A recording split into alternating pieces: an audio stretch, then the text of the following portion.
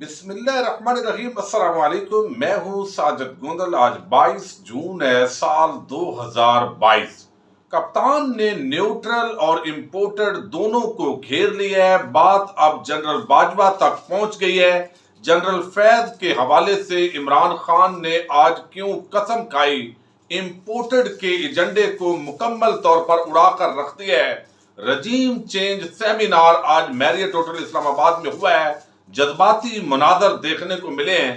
آنکھوں دیکھا حال آپ کے سامنے رکھوں گا، اور کون سے مقرر نے کس طرح کا آج اپنا بیانیہ پیش کیا ہے۔ انتہائی عام آج کا یہ سیمینار تھا۔ امید کروں گا کہ آپ سماعت کریں گے اور اپنے قیمتی فیڈ بیک سے ضرور آگاہ کریں گے۔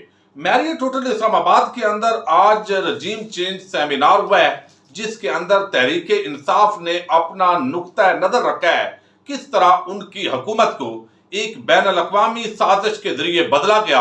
اور اس حوالے سے ہم نے دیکھا کہ شیریں مداری نے اس سیمینار کی ابتدا کی۔ انہوں نے اس آپریشن کے مختلف پہلوؤں پر روشنی ڈالی اور بتایا کہ یہ جو فارن سے سائفر آیا تھا امریکہ سے، اور اس کے اندر جو اس کا کنٹینٹ تھا، جو کئی مرتبہ جو عمران خان ہے وہ جلسوں میں بتا چکے ہیں، انہوں نے بتایا کہ یہ ہو نہیں سکتا کہ عمران خان جو ہے اس کو اگر وہ بدلیں تو اس کے مقابلے کے اندر امریکہ کوئی بڑی ڈیمانڈ نہ کرے۔ اور پاکستان کے اندر ایک بڑی تبدیلی کے لیے، جیسے بہت سارے ملکوں کے اندر یہ رجیم چینج کی گئی ہے، پاکستان میں بھی کی گئی ہے، لیکن بدقسمتی سے ان کا ساتھ دیا گیا ہے۔ پھر فواد چودھری نے اس کے سیاسی پہلوؤں پر گفتگو کی ہے۔ شوکت ترین نے معاشی اپنی کارکردگی بیان کی ہے، کس طرح نون لیگ نے ملک کو دیوالیہ کے قریب کر کے چھوڑا، اور پھر پی ٹی آئی کی حکومت آئی۔ انہوں نے کرونا کے باوجود معیشت کو درست سمت دی، جی ڈی پی گروتھ میں اضافہ ہو رہا تھا، زراعت ترقی کر رہی تھی، کنسٹرکشن انڈسٹری کے اندر اور اس سے ریلیٹڈ جو انڈسٹریز ہیں وہ بھی بہت ترقی کر رہی تھی۔ پاکستانی عوام کو، پھر عام لوگ جو بے روزگار تھے، 5.5 ملین یعنی 55 لاکھ لوگوں کے لیے روزگار کے مواقع پیدا کیے گئے ہیں۔ پھر اسد عمر جو ہے انہوں نے بھی گفتگو کی ہے۔ حماد ادر نے جو ابھی بجلی کی لوڈ شیڈنگ ہے اس حوالے سے بتایا ہے کہ جب نون لیگ کی حکومت گئی کس طرح انہوں نے بجلی کے مہنگے معاہدے کیے ہوئے تھے، لیکن اس کے باوجود ہم نے اس طرح لوڈ شیڈنگ نہیں ہونے دی۔ لیکن یہ آتے گئے ہیں تو انہوں نے کس طریقے سے پاکستانی قوم کو عذاب میں مبتلا کر دیا ہے، اور وہ پورے اعداد و شمار انہوں نے دیے، اور ترسیلی نظام چونکہ انہوں نے نہیں بنایا تھا وہ بھی ساری چیزیں بیان کی ہیں۔ اور اصل جو ایجنڈا ہے وہ آج کھل کر عمران خان نے سامنے رکھا ہے اور بتایا ہے اس کے مختلف پہلوؤں کو۔ تو تقریباً یہ ہم 2 بجے کا ٹائم تھا، اور 2:30 بجے کے قریب ہم دوست پہنچے۔ فیصل تارڑ صاحب تھے، ان کے ساتھ محمد ضمیر تھے، کچھ اور دوست تھے۔ تو ابھی یہ تقریباً جا کر جو ہے وہ 1 گھنٹے 1.5 گھنٹے کے بعد یہ سیمینار شروع ہوا۔ پھر عمران خان جو ہے وہ یہاں پر آئے، اینکر عمران ریاض خان، ارشد شریف جو ہے انہوں نے آج انتہائی عام سپیچ کی ہے، اور انہوں نے بتایا ہے کہ کس طرح یہ رجیم چینج ہوتی ہے، کس ملک میں کیسے ہوئی۔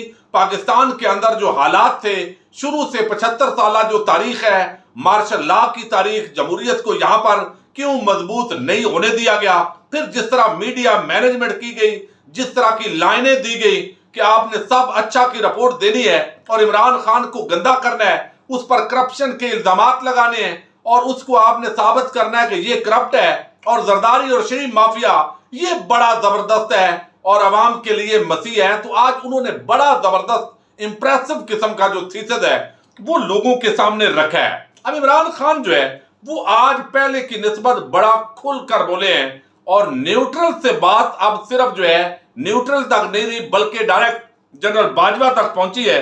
اور یہ انہوں نے بتایا ہے، میں تھوڑا آپ کے سامنے یہ رکھنا انتہائی ضروری ہے۔ اور میں دیکھ رہا تھا آج جو ہے وہ بڑے جذباتی مناظر تھے۔ عمران خان جب گفتگو کر رہا تھا، اور اس کے ساتھ ہی جو انہوں نے پاکستان کا ایک ویژن دیا، جس طرح انہوں نے بتایا کہ یہ قائد اعظم کا پاکستان ہے، اس کے ساتھ کس طرح دھوکہ کیا جا رہا ہے، اور اس کے اندر جو بینیفیشری ہیں، تو بڑا لوگ توجہ اور انعماق کے ساتھ سن رہے تھے۔ بڑا کئی لوگ میں دیکھا ان کی آنکھیں بھر آئی، انہوں نے دیکھا کہ ایک ایسا رہنما جو پاکستان کے لیے بڑا کام کرنا چاہتا تھا، بدقسمتی کے ساتھ ہمارے جو لوگ ہیں ان کو ہضم نہیں ہوا، اور ایک بین الاقوامی جو سازش ہے اس کا حصہ بنے۔ اب یہاں پر ایک بڑی عام بات ہے جو آج عمران خان نے جو چند باتیں کی ہیں وہ آپ کے سامنے رکھتا ہوں۔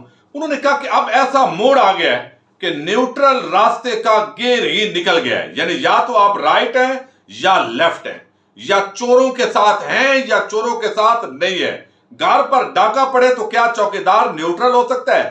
آپ ایک فیکٹری پر چوروں کو بٹھا دیں وہ بند ہو جائے گی، پھر ملک کیسے چل سکتا ہے؟ ان چوروں کو کسی صورت قبول نہیں کروں گا۔ خرم دستگیر نے آرمی چیف کی تعیناتی والی جو بات کی یہ قابل غور ہے۔ اس کا مطلب ہے وہ کہنا چاہتا ہے کہ اگر کوئی اور آرمی چیف آئے گا تو احتساب رک جائے گا۔ اس کا مطلب یہ ہے کہ چاہتے ہوئے وہ آرمی چیف آئے جو ان کی مدد کرے۔ واضح کرنا چاہتا ہوں، اب انہوں نے بڑی جنرل فیاض حمید کے بارے میں عام بات کی ہے، وہ کہتے ہیں میں واضح کرنا چاہتا ہوں کہ اللہ کو حاضر ناظر جان کر یہ بات کہتا ہوں کہ میں نے کبھی سوچے ہی نہیں تھا کہ نومبر کو کس کو آرمی چیف بنانا ہے۔ آرمی چیف کی تعیناتی ہمارا یہ ایشو تھا ہی نہیں۔ میرے ذہن میں تھا کہ جب وقت آئے گا تو میرٹ پر جو بہتر ہوگا اس کو آرمی چیف بنا دیں گے۔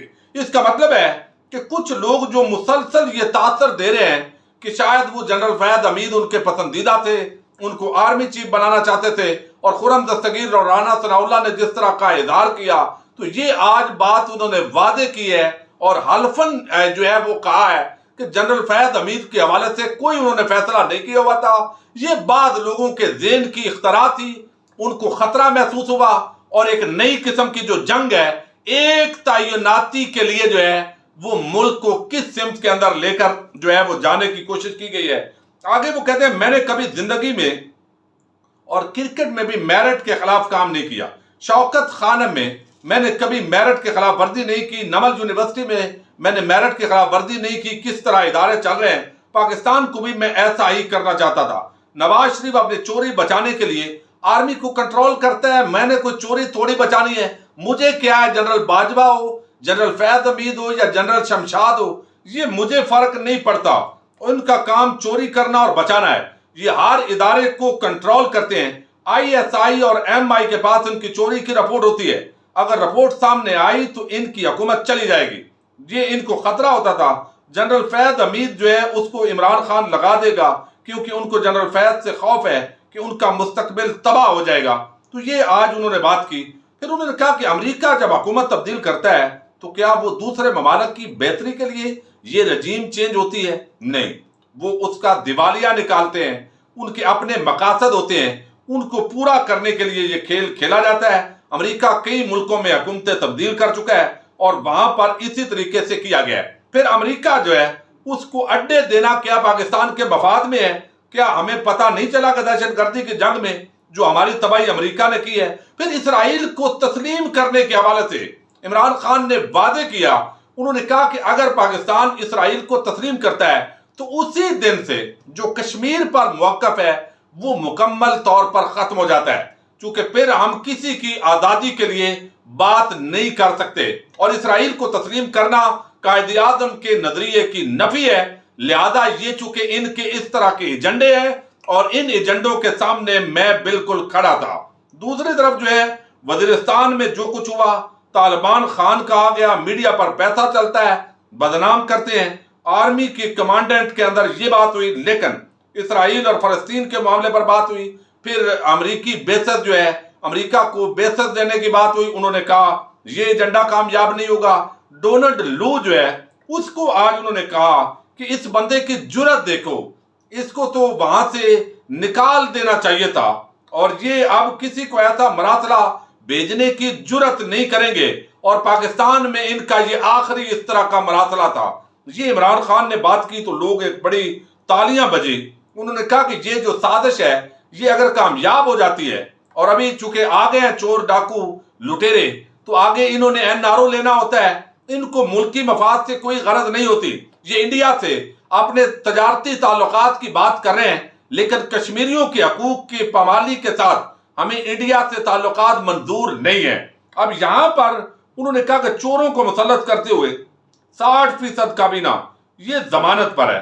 اس کے ساتھ انہوں نے بڑی عام بات کی، انہوں نے کہا تھا کہ ان کی تیاری نہیں ہے، انہوں نے ملک کو برباد کر دیا ہے، مہنگائی ہے، یہ ساری چیزیں ڈسکس ہوئی۔